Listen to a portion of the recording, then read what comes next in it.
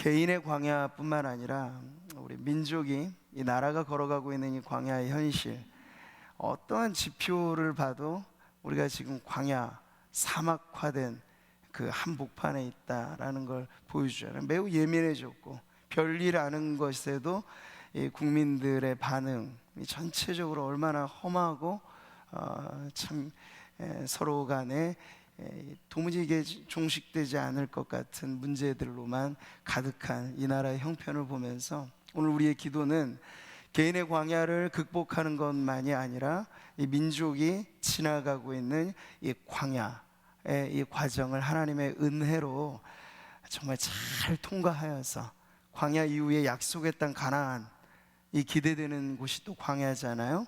그러니까 이 민족이 정말 많은 파란만장한 역사를 거쳐오면서 여기까지 왔는데 굽힐 듯 굽혀지지 않고 하나님께서 지켜주셨기 때문에 여기까지 왔습니다. 근데 앞으로도 이 광야를 통과할 때 하나님께서 기막힌 은혜로 이 나라의 민족의 새로운 역사를 써 가실 줄 믿으면서 오늘 우리 철야의 자리가 나라와 민족을 가슴에 품고 기도하는 자리가 되기를 바랍니다.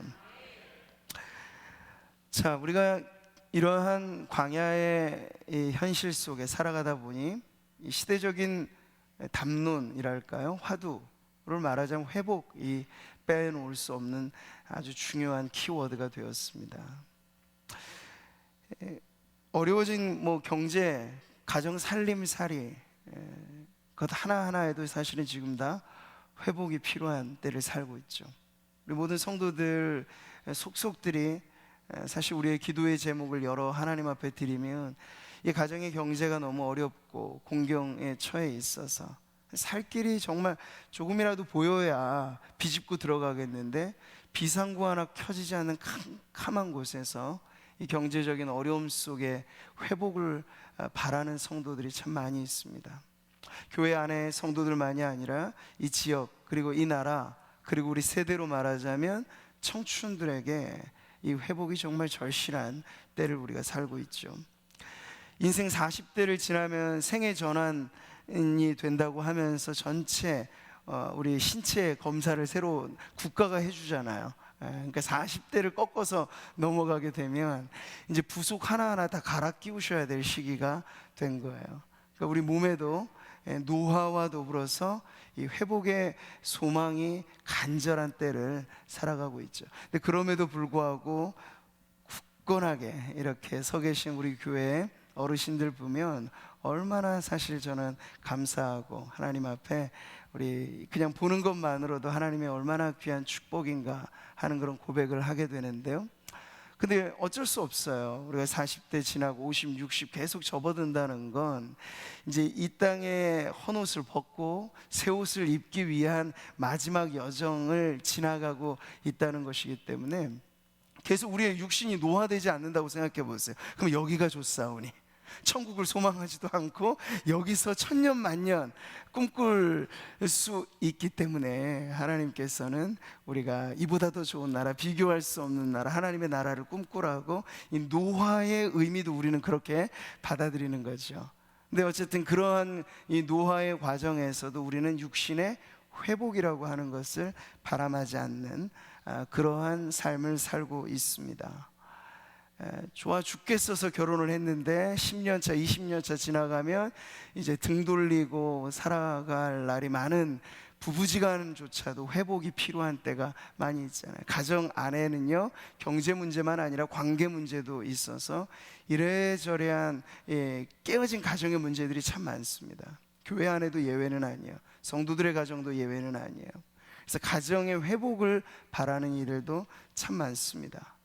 자, 근데 오늘 저는 호세아의 말씀을 통해서 우리가 살아가는 삶에 발딛고 살아가는 곳이 광야, 회복이 필요한 그 땅인데 진정한 회복은 어디에서부터 오는가라고 했을 때 그것은 역시 우리가 하나님과의 관계 속에서 회복되어야 할 우리의 신앙의 문제가 결국 그 중심에 가장 중요한 자리에 놓여져 있다 하는 것을 말씀을 통해 나누게 될 것입니다.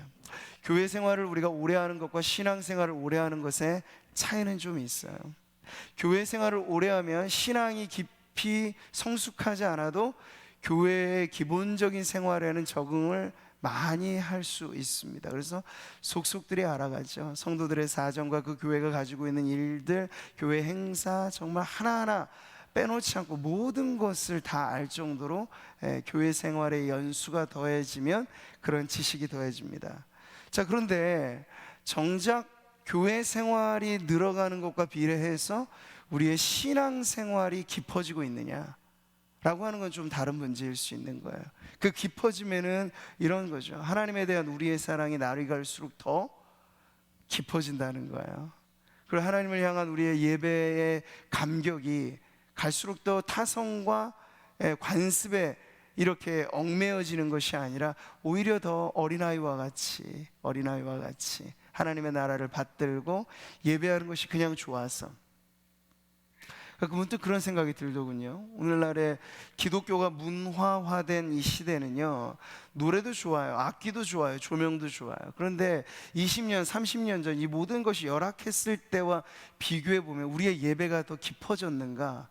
그건 아니란 말씀이죠. 서구화된 기독교를 보세요. 우리보다 훨씬 더 이런 문화적이고 음악적인 것 아주 대단합니다. 그냥 거의 뭐 쇼 공연을 거의 방불케 할 만큼 사람을 혹하게 할 만한 요소들이 교회 안에 다 들어와 있어요. 그래서 1시간 예배를 드려도 거의 영화 한 편 관람하는 것 같이 정서적인 막 터치들을 막 받습니다. 그런데 우리가 오해하면 안 될 것이 그것과 영적인 이 감흥과는 다를 수 있다라는 거예요.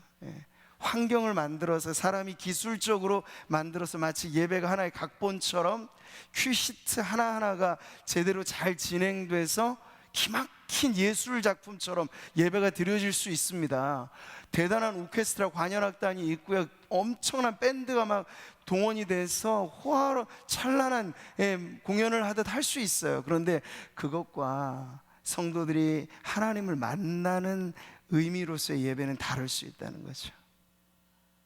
우리가 예전에 이 회복을 꿈꾼다는 건 바로 그런 것이에요.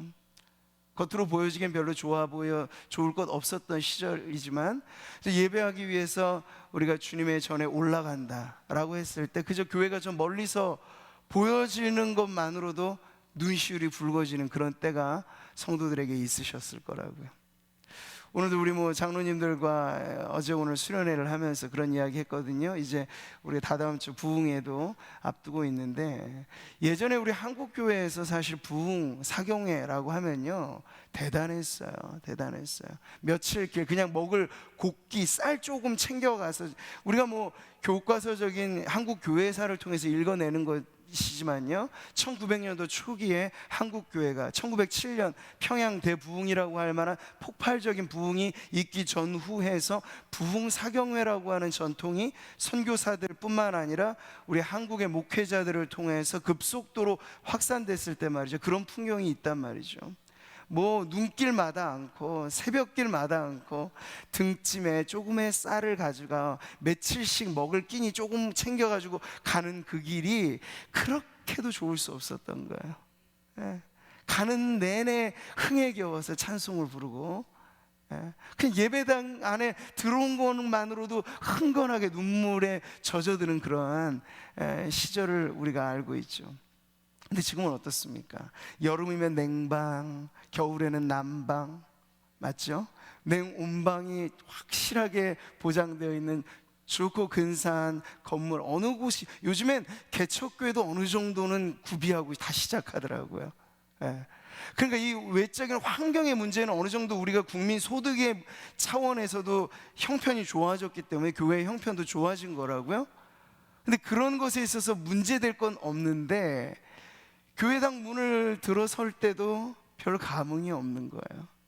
예배가 시작되고 찬양이 불려지고 기도가 있고 말씀이 전해져도 들어올 때 메말랐던 마음 그대로 가지고 오히려 어떤 경우는 더 불편한 마음 가지고 예배당 문을 벗어나게 되는 경우, 그게 뭘까요? 신앙의 회복이 절실하게 필요한 때를 지금 우리가 살아가고 있다는 거죠. 그러니까 환경의 문제만이 아니에요.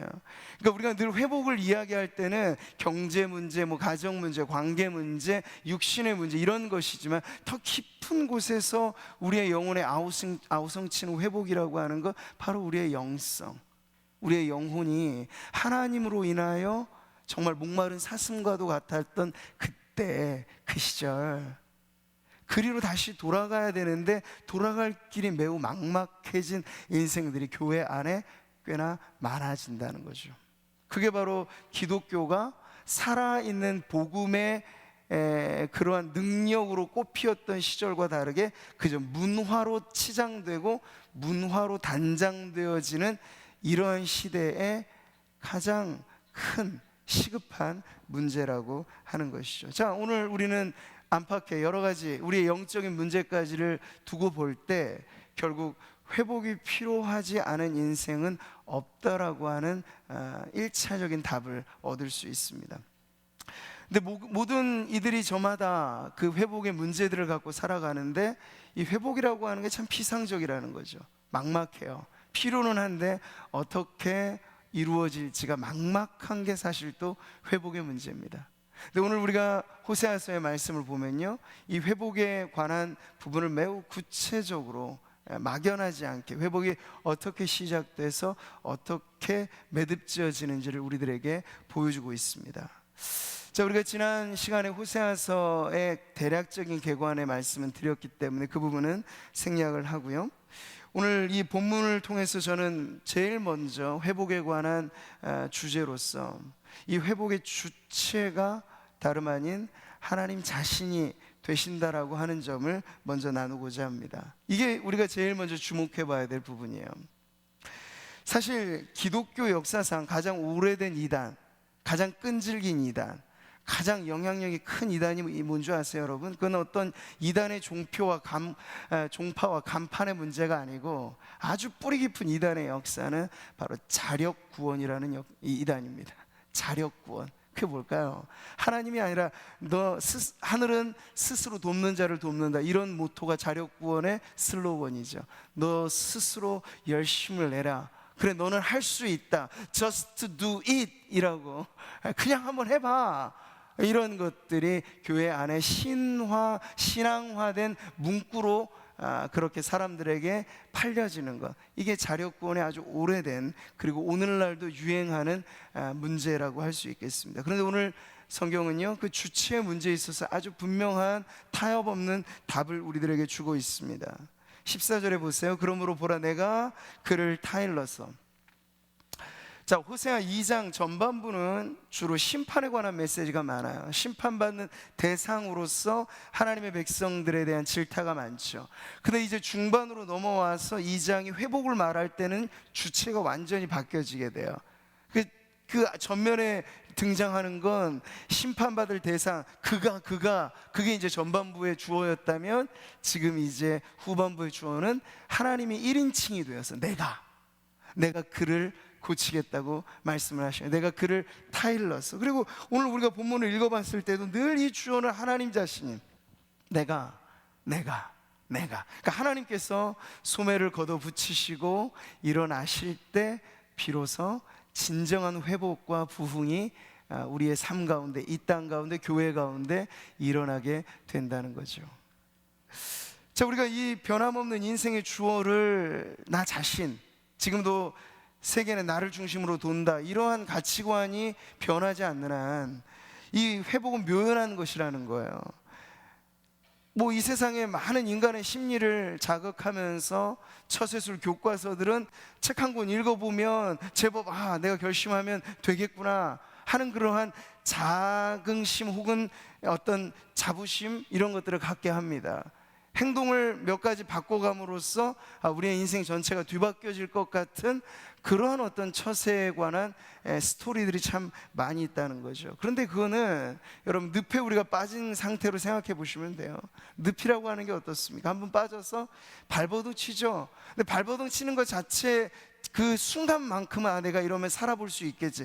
근데 늪에서는요, 발버둥 치면 칠수록 점점 더 빠져 들어갈 뿐이라는 거예요.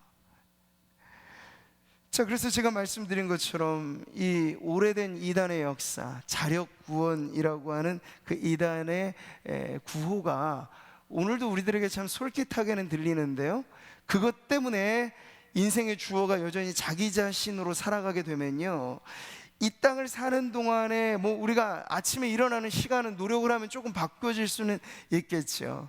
우리가 노력을 하면 조금 수능 점수가 올라갈 수도 있겠죠. 노력을 하면 직장을 조금 더 좋게 구할 수도 있겠죠. 근데 이 모든 것들이 우리를 손짓하면서 유혹하는 속삭임들이에요. 그래, 넌 할 수 있어. 당신의 스스로 자신의 삶을 개조해 보시오. 그런데 실제로 이 세상 안에서조차도 결국 가장 결정적인 문제에 부딪히게 되면요, 이 모든 내가 주체가 되고 내가 주어가 됐던 인생이 한번 무너져 버리게 되면 도무지 회복의 소망이 생겨지지 않는다는 거예요. 자수성가해서 인생을 어느 정도 일궜던 사람들의 인생이 한번 무너지면 어떤 사람들보다도 더 걷잡을 수 없이 무너지게 되는 이유는 그거예요. 자존심 하나만으로 굳건히 버티며 살아왔는데 그 자존심에 균열이 생기고 그 자존심이 결코 자기를 지켜줄 만한 근본된 능력이 아니라고 하는 걸 깨달을 때는 이미 늦어버릴 때가 많다는 거죠. 그렇기 때문에 오늘 호세아서는 우리들에게 회복이라고 하는 이 중요한 주제를 던져주면서 그 회복의 주체가 인간 너 자신이 아니라 하나님 자신에게 돌아와야 할 문제로서 이 회복을 우리들에게 가르쳐주고 있다는 거죠. 누가 나를 회복시켜 주는가? 죄인인 우리 스스로는 그냥 수술대 위에 놓여 있는 환자라고 할 수 있겠어요? 근데 요즘은 환자들도 거의 반의사라서 수술대 위에 누워서도 자, 선생님, 제가 아픈 부위가 이 부분인데 이 부분은 의학적 처치는 이렇게 하셔야 됩니다라고 의사를 교육시키면서 수술대 위에 누워있는 환자들도 많아요.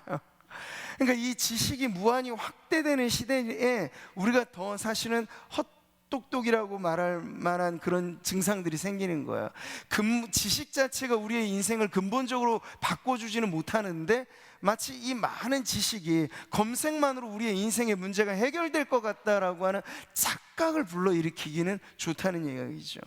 근데 이게 하나님과 우리와의 관계에서 대입해 봐도 예전의 신앙이라고 하는 건 그것이었어요. 지식이 그렇게 많이 밝혀지지 않고 과학과 기술 문명이 오늘날의 이것과는 조금 더 발전에 있어서 더뎠을 때는 말이죠, 사람들은 문제가 생기면 신이라고 하는 어떤 존재에 대해서 매달릴 줄 알았어요.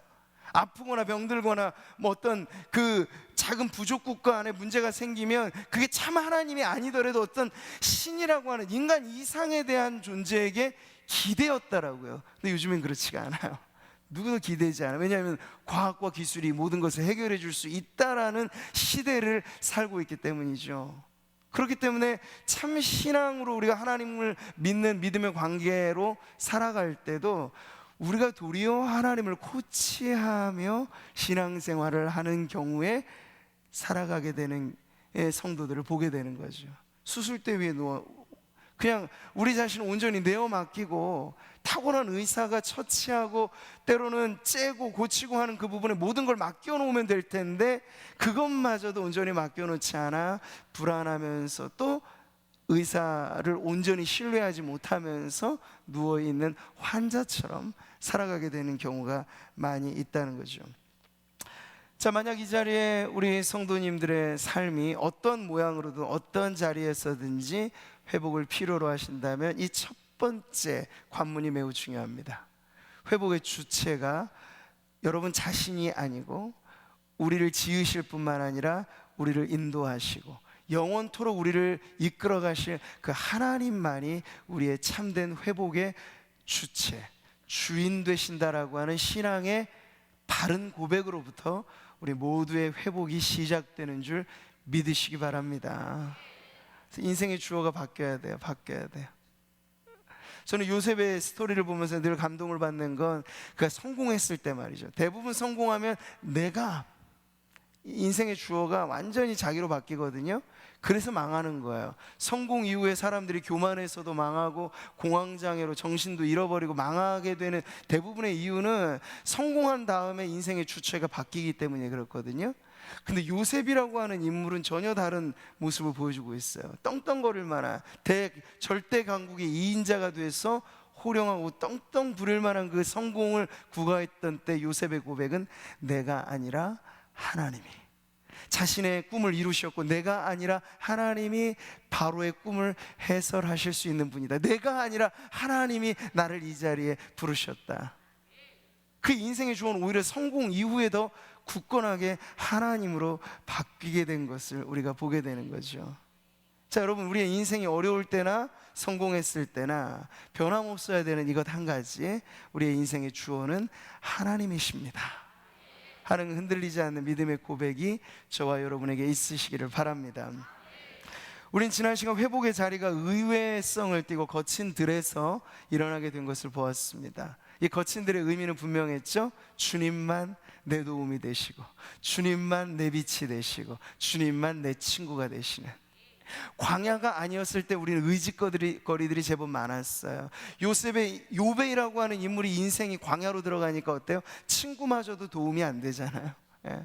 그 친구들이 위로하려고 왔어요. 그런데 인생의 문제라고 하는 건 위로자가 오히려 가해자가 되는 이런 아이러니가 얼마든지 우리의 삶 안에는 일어날 수 있다는 거죠. 날 도와줄 줄 알았는데 그 사람이 오히려 나를 더 망가뜨리는 주체가 되는 걸 우리의 삶 가운데 많이 봅니다. 믿었던 사람에게 발등 찍히는 경우들을 얼마나 많이 봅니까? 대부분의 사기 사건들은요, 믿는 사람들한테 찍히는 발등이죠.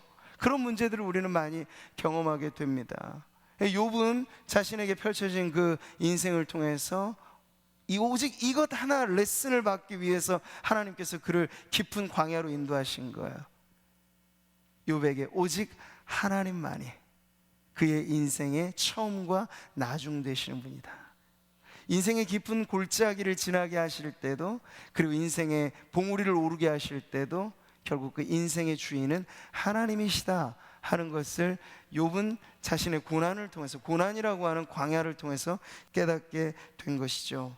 그래서 하나님께서 우리를 왜 허kum하는 곳 중에서, 거친 들 광야에서 위로의 말씀을 주시고 광야에서 우리에게 회복을 말씀하시는가 하는 건, 그 회복의 주체가 하나님인데, 광야라고 하는 것은 완전하게 모든 것에 차단되어 오직 하나님만 바라게 하는 장소로서, 오직 하나님만 의지해야 하는 시간으로서 우리들에게 주어져서 단독자로 하나님 앞에 서도록 하는 의미가, 바로 광야가 회복의 자리, 위로의 자리가 되는 아주 중요한 의미를 담고 있는 거죠. 자, 오늘 우리 말씀은 회복의 상태를 이렇게 아름답게 표현해 주고 있습니다. 15절의 말씀 같이 한번 읽어보죠. 앞부분, 아골 골짜기로 소망의 문을 삼아주리니.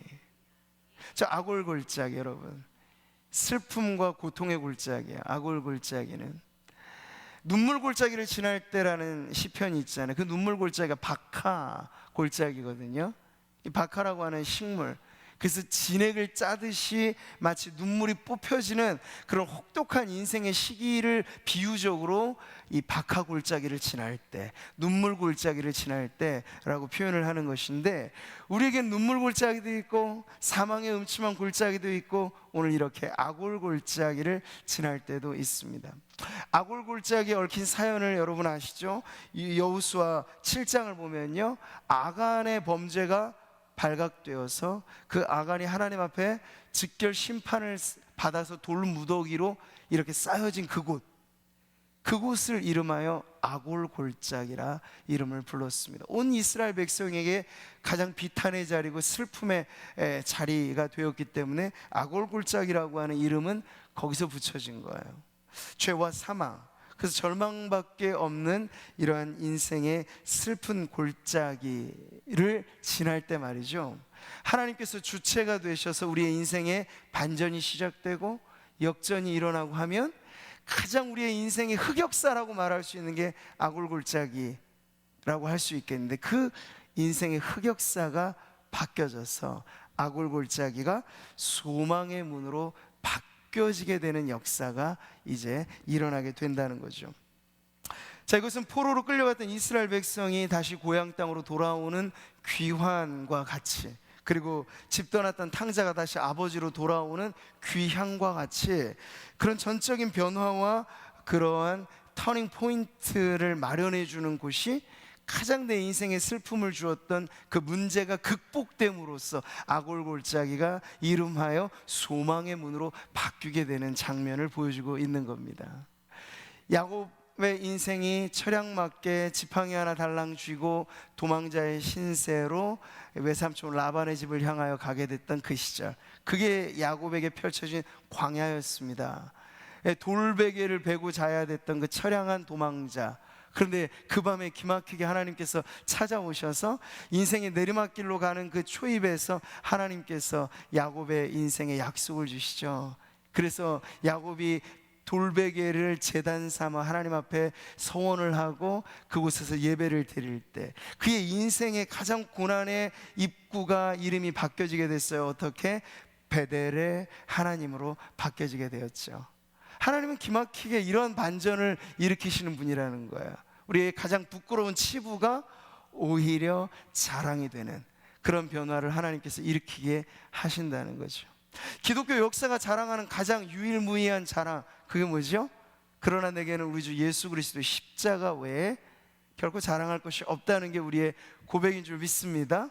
근데 그 십자가는요, 사실 자랑거리는 아니었어요.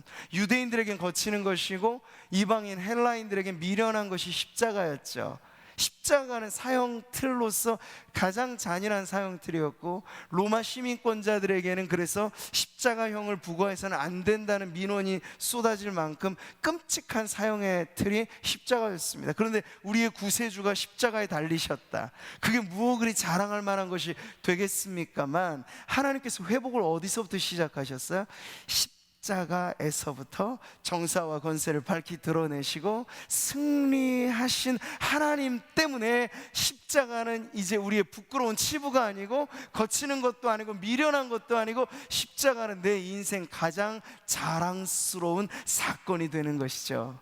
회복의 원리는 바로 이런 것입니다. 하나님이 주인 되셔서 우리의 인생에 뚫고 들어오세요. 야곱의 인생길에 뚫고 들어오셨던 것처럼 우리의 시간과 공간을 점유하시고 내가 너의 인생의 주인이다라고 선언하시면서부터 우리의 굴곡진 인생이 회복의 길로 나오게 하실 때 말이죠, 우리가 하나님 없이는 부끄러웠고 하나님 없이는 치부였고 하나님 없이는 숨기고 싶었던 우리의 모든 인생이 하나님 때문에 다 하나하나 역전되고 반전되어지는 그러한 자리로 하나님께서 인도해 주신다는 거죠. 그래서 성도들의 가장 아름다운 간증은요, 우리의 인생에 어느 것 하나도 숨길 것 없이, 그래서 바울을 보세요 여러분. 죄인 중에 내가 괴수라고 인생 마지막 길에 고백하는 게 그 위대한 고백이 그거잖아요. 내가 이렇게 잘난 사람입니다라는 게 아니고 은혜를 알고 보니 나는 더 작아지고 하나님은 커지는 거예요. 예수를 알고 보니 나는 이 쇠하여겠고 그분은 승하여야지리라, 세례 요한의 고백이 그랬던 것처럼 사도 바울도 마찬가지인 거죠. 그래서 그 역설적인 고백이 바로 거기에 나오는 거예요. 은혜를 가장 깊이 맛봤던 자리에 바울의 고백은 내가 죄인 중에 우두머리입니다 라는 고백을 하게 된 거예요. 이건 부끄러운 고백이잖아요. 인생 말년에 내 이름 석자가 묘비라도 아름답게 쓰여지기를 누구나 바랄 텐데 죄인 중에 괴수라고 자신의 묘비가 쓰여지면 어쩔 판이에요. 근데 마지막에 고백을 이렇게 한다는 건 이 바울은 알았던 거예요. 이게 도무지 자기에게 부끄러움이 되는 것이 아니라 죄인 괴수에게 넘친 하나님의 은혜가 더 극대화되는 그런 고백을 자신이 깨닫게 되었기 때문에 나는 죄인입니다, 죄인 중에 우두머리입니다, 그래도 좋습니다, 주님이 내 인생을 뒤바꿔 놓으셨기 때문에. 우리가 지난번 2주간에 걸쳐서 오후 찬양 예배 마치면서 막간 애니메이션으로 철로역정을 봤잖아요. 철로역정이라고 하는 기막힌 청교도 작품이 쓰여지게 된 시작된 것은 기독교 신앙의 박해를 받고 존 버년이 감옥에 투옥된 상태에서 이 철로역정이라고 하는 기막힌 작품을 구상하게 된 거예요. 이 존 버년이라고 하는 사람이 철로 역정으로만 유명한 게 아니라 자신의 자전적인 간증의 기록을 우리들에게 남겨주기도 하였는데, 그 책의 제목이 뭐냐면 죄인 괴수에게 넘치는 은혜라는 고백입니다. 자, 여러분, 이 모든 것들이 우리에게 가르쳐주는 바는 무엇입니까? 우리의 인생에 저마다의 악골골짜기가 있어요. 박하골짜기, 눈물골짜기가 있어요. 숨기고 싶은 역사가 있어요. 부끄러운 과거가 있어요. 잊고 싶은 과거가 있어요. 그런데 하나님의 회복은 기막히게 우리가 감추고 싶은 것마저도 더 이상 그것 때문에 수치와 부끄러움과 두려움과 걱정, 과거가 더 이상 우리의 발목을 붙잡지 못하도록 이 모든 것을 역전시켜 놓으셔서, 성도들에게 있어서 여러분, S라고 하는 만약 이니셜이 이마에 박혀 있다고 하면 옛날에 이 S는 뭘까요? Sin이라고 하는 약자입니다. 죄인, Sinner라고 하는 약자가 우리를 대표하는 인생이었어요. 이 낙인이 찍혔다는 건 부끄러운 일이죠. 어디 가나 S자를 딱 보면 아, 죄인이구나, 저 사람 죄를 지었구나. 근데 그 죄인이 어느 날 예수님을 만나 예수님을 믿어 변화되었어요. 변화되었는데도 인생의 이마에 찍혀진 S자는 안 지워져요. 근데도 부끄러워하잖아요. 왠지 아세요? 그 S자의 의미가 바뀌어졌기 때문에. 어떻게? 세인트라고 바뀌어지기 때문에. 세인트는 뭡니까? 성인이죠. 성자죠. 성도라고 하는 이름으로 바뀌어지기 때문에 낙인이 찍혀있는 이것 자체를 지우려고 애쓸 필요 없는 거예요. 지나온 과거를 여러분이 어떻게 지울 수 있겠습니까? 지울 이유도 없고 지울 필요도 없고 지워지지도 않겠습니다만, 그 과거에 우리의 잘못과 실수와 죄악마저도 하나님의 은혜로 뒤덮어지게 되면, 하나님이 회복시켜 주시게 되면, 이것이 오히려 하나님의 선하심을 간증하는 간증의 재료가 된다는 것이죠. 성도의 역전된 회복은 바로 이와 같이 일어나게 됩니다.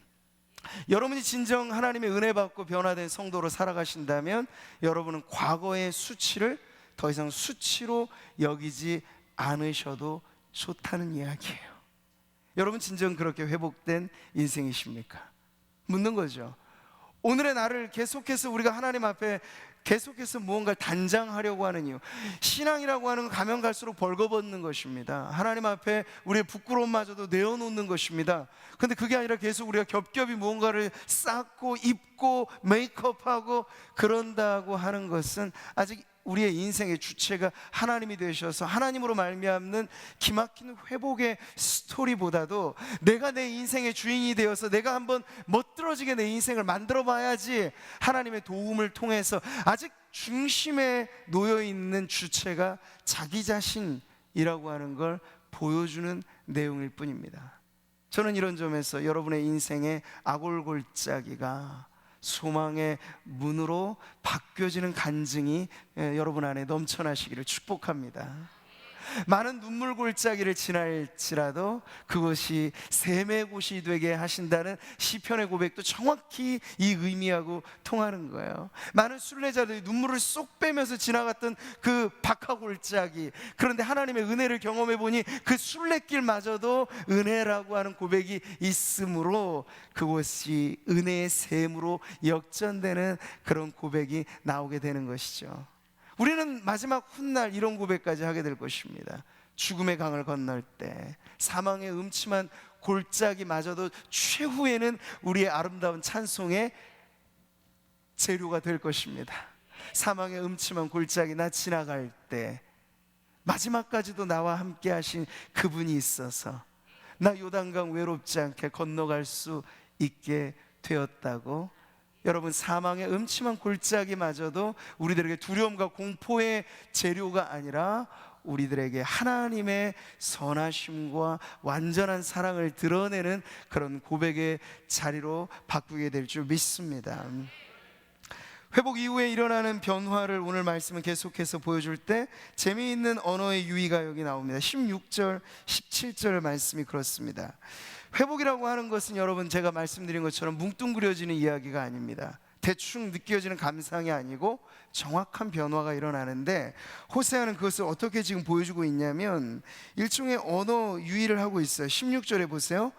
이제 그날에, 이제 회복 이후의 나를 말해주고 있는 거예요. 네가 나를 내 남편이라 일컫고 다시는 내 바알이라 일컫지 아니하리라. 이게 우리 번역 성경에서는 이 언어 유의가 잘 나타나지 않아요. 그런데 원어에서 보면요, 남편이라고 하는 히브리어는 두 단어로 쓰입니다. 주로 이쉬라고 하는 단어로 쓸 때도 있고, 또 하나 남편이라고 하는 히브리어가 있는데 바알리라고 하는 히브리어가 남편으로 주로 쓰여요. 바알리. 뭐가 좀 비슷합니까? 말이 바알과 비슷하죠. 그래서 지금 이 원어에서는 회복된 이스라엘 백성이 너를 내 남편이라 일컫는다 했을 때는 평상시 바알이라고 주로 써도 되는 단어인데도 여기에 이쉬라고 하는 단어를 정확히 쓰고, 그리고 나서 다시는 내 바알이라 일컫지 않겠다 하면서 네 입에서 아예 그 부정한 단어 자체를 없애버리겠다고 하나님께서 말씀하시는 거예요. 옛날 이스라엘 백성 하나님을 믿었음에도 불구하고 뭐 일이 벌어지기만 하면 바알을 찾았던 거예요. 아세라를 찾았던 거예요. 지금도 어처구니 없이 예수 믿는다는 사람들 중에 앞날이 궁금해서 점쟁이 찾아가는 사람들이 있는 것처럼 옛날이 그랬다는 거죠. 이스라엘 백성도 그랬다는 거예요. 근데 이 혼탁한 신앙의 경거망동을 하나님께서 회복시켜 주신다고 하셨을 때 그 모든 것들을 하나님께서 바꾸어 놓으시겠다는 거예요. 회복은 아주 구체적인 것입니다, 여러분. 삭개오가 예수님을 만났을 때 그는 회복되었습니다. 이도 아브라함의 자손이다, 구원이 오늘 이 집에 이르렀다, 예수님 말씀하시잖아요. 그런데 그냥 말씀하신 게 아니라 삭개오가 놀랍게 변화됩니다. 어떻게 변화됩니까? 삭개오는 그 당시 세리장이었어요. 세리장은 엄청난 거부였습니다. 물론 사람들에게 추궁받고 손가락질 당하는, 명예는 없는 자리였지만 부는 엄청나게 쌓을 수 있는 그러한 자리가 세리장이었단 말이죠. 근데 그 엄청난 재산에 관해서 이 삭개오가 예수님을 만나자 어떻게 고백합니까? 내 재산의 절반을 나눠서 가난한 사람에게 주겠습니다. 입 바른 소리를 한 게 아니에요. 그리고 또 누구를 속여서 내가 얻은 이익이 있다면 그걸 4배나 갚겠습니다. 율법이 규정해주는 최고치의 배상금을 자기가 지불하겠다고 말합니다.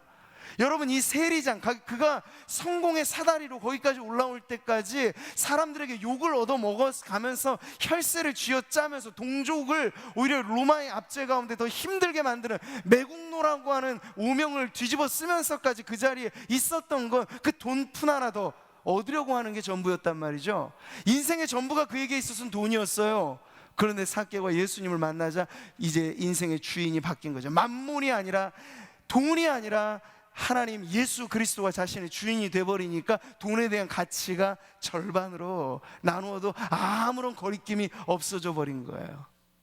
그리고 정직한 물질에 관한 예민한 감각이 생겨져서 속여서 취하는 불로소득에 대해서 그는 더 이상 집착하지 않겠다는 선언을 이 고백에서 하는 거죠. 그러니까 삭개오의 변화는 여러분 감상적인 변화가 아니라 세밀한 변화, 정확한 변화, 세심한 변화가 그 안에 일어났다는 거예요. 그래서 여러분, 18세기의 유명한 목회자였죠, 이 존 웨슬리가 한 유명한 말 중에 이런 게 있어요. 당신의 주머니가 회개하기 전까지 당신의 회개는 참된 것이 아닐 수 있습니다. 삭개오가 바로 대표적인 그런 인물이었죠.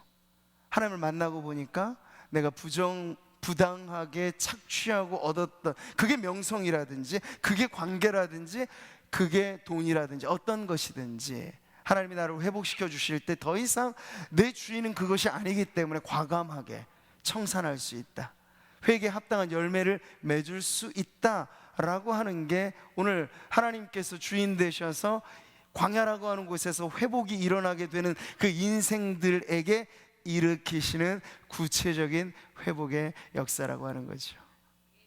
제가 처음에도 말씀드린 것처럼 1907년 우리 한국교회 초창기 때 이것저것 아무것도 없었고 그저 있었던 것은 올바른 신앙 하나뿐이었던 우리 믿음의 선배들이 소위 부흥의 은혜를 맛봤을 때 그 부흥의 자리가 여러분 어떤 자리였는지 아세요? 다 이런 자리였어요. 회개하고 회복된 사람들이 이전에 감추었던 죄악들을 드러내는 자리, 숨겼던 죄를 오히려 토설하는 자리.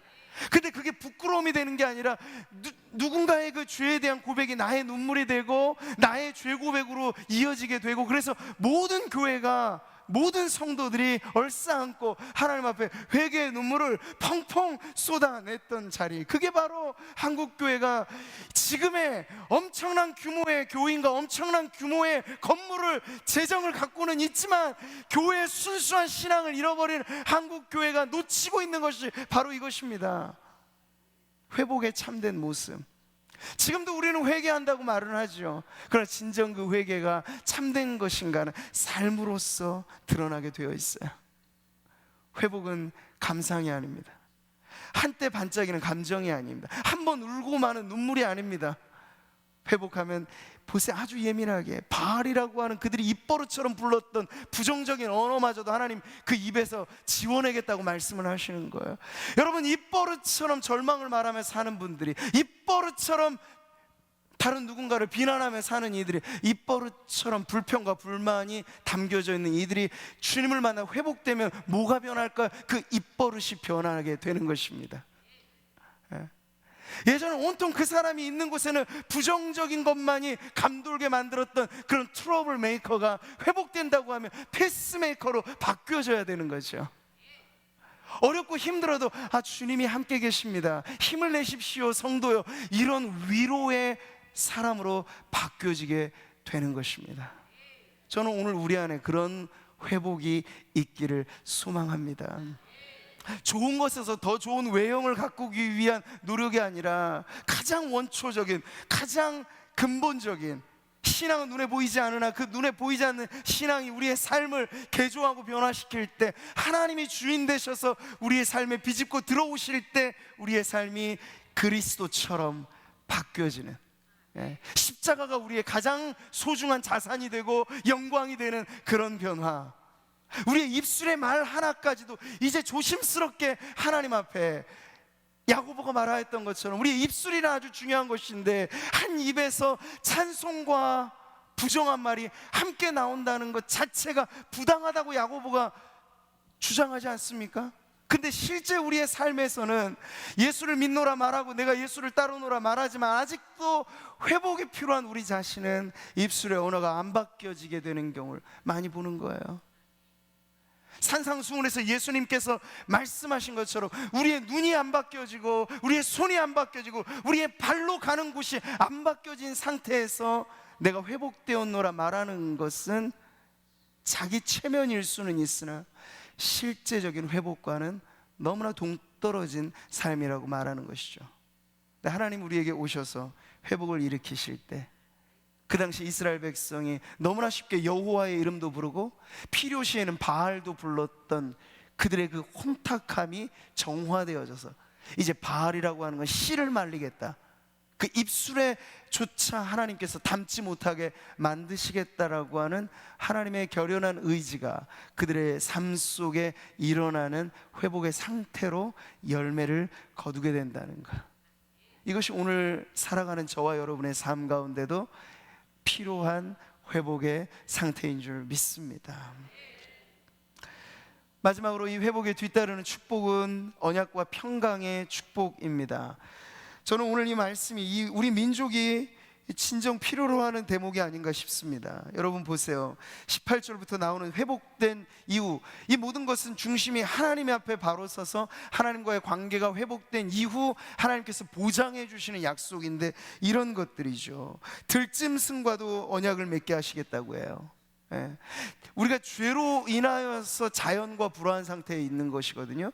죄를 짓자 땅에 엉겅퀴가 났습니다. 자연과 인간이 대립관계가 됐습니다. 이렇게 물난리가 나도록 하나님께서는 자연을 짓지는 않으셨어요. 이렇게 지진이 일어나도록 하나님께서 설계하신 것이 아닙니다. 그런데 이 모든 것이 죄가 들어오니까 자연과 인간이 적대적인 관계가 되는 거죠. 짐승들은 사람을 해하는 존재가 되었고, 또 역으로 짐승을 해하는 존재로 인간이 그렇게 서로가 서로에게 해로운 존재가 되었는데, 주님이 우리를 회복시켜 주시자 바로 자연 만물 안에 이 회복의 역사가 일어나게 된다는 거야. 그러니까 하나님과 맺힌 것이 풀어지게 됐을 때 우리의 삶에 막힐 것이 없는 것을 이토록 아름답게 보여주고 있는 건데요, 이걸 이사야 선지자의 언어로 바꿔보면 이렇게 말씀하고 있는 거죠. 같이 한번 읽어보겠습니다.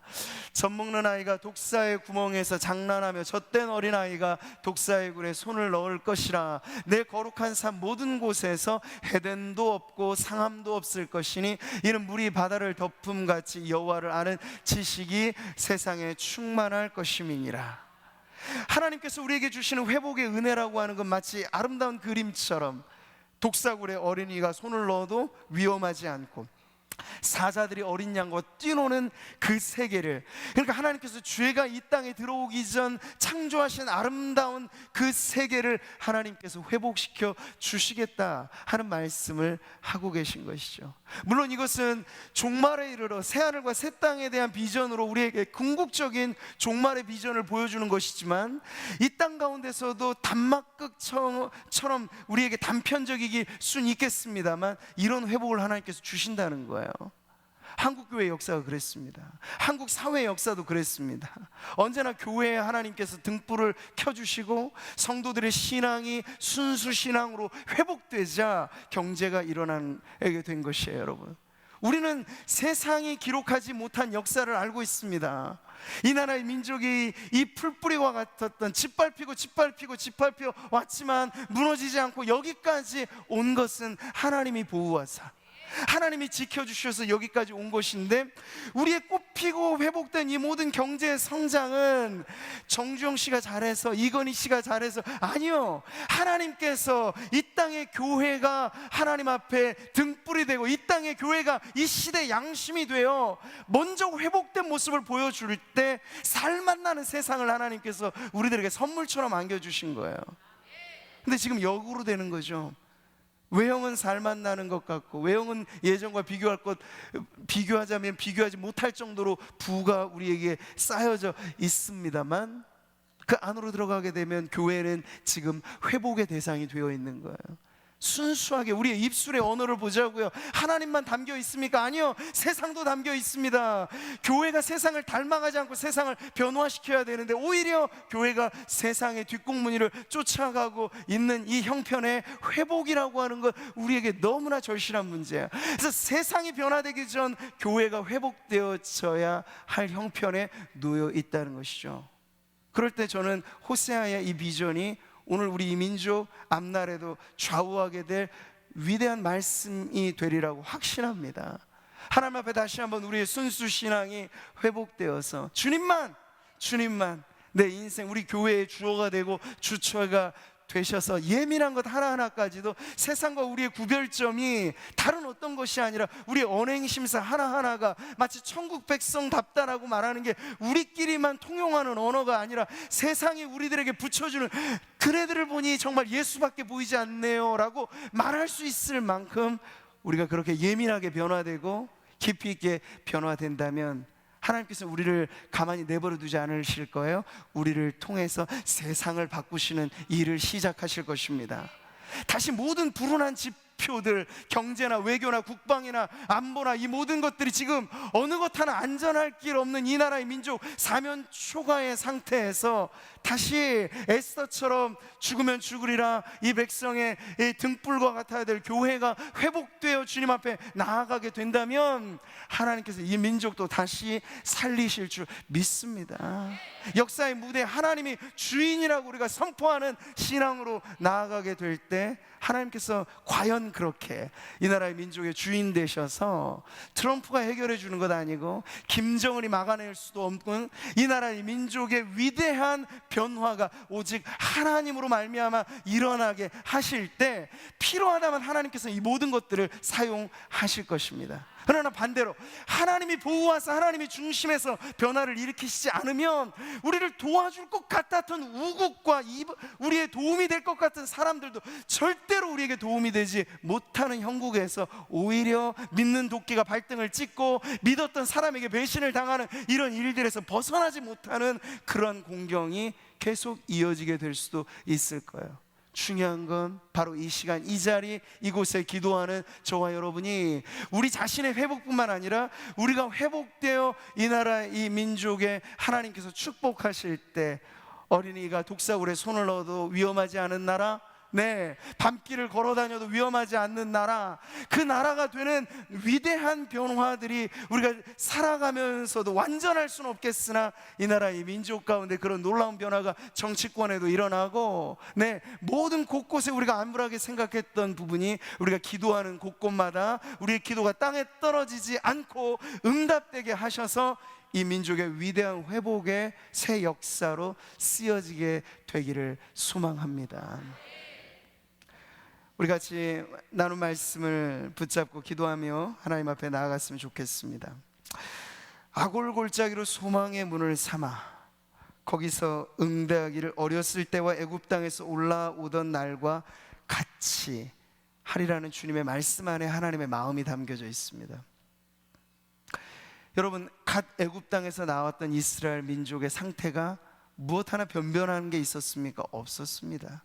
히브리 노예들이 그저 급급하게 도망치듯 나온 거예요. 근데 하나님께서는요, 이스라엘 역사를 두고 볼 때 그들이 왕정국가 시대로 이제 번듯한 나라를 이루었지만 얼마나 그들이 하나님 앞에서 죄악 덩어리로 살았던지 하나님은 그리워하시는 거예요. 이 말씀 안에는 너희들이 손에 아무것도 쥔 것 없이 그저 쫓겨나듯 애굽 땅에서 나왔던 그 순수했던 그때 그 시절로 너희가 돌아갔으면 좋겠다. 애굽 땅 나오고 홍해 앞에 서고 광야를 지날 때 이스라엘 백성이 누구만 바라봤겠습니까? 바알이 어디 있어요? 오직 하나님만 바라봤죠. 오직 하나님만 의지했죠. 하나님 잊지 않으시는 거예요.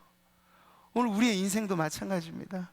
우리가 번듯하게 살아가는 지금 이 모습도 좋아하시겠습니다만 하나님은 잊지 않고 계세요.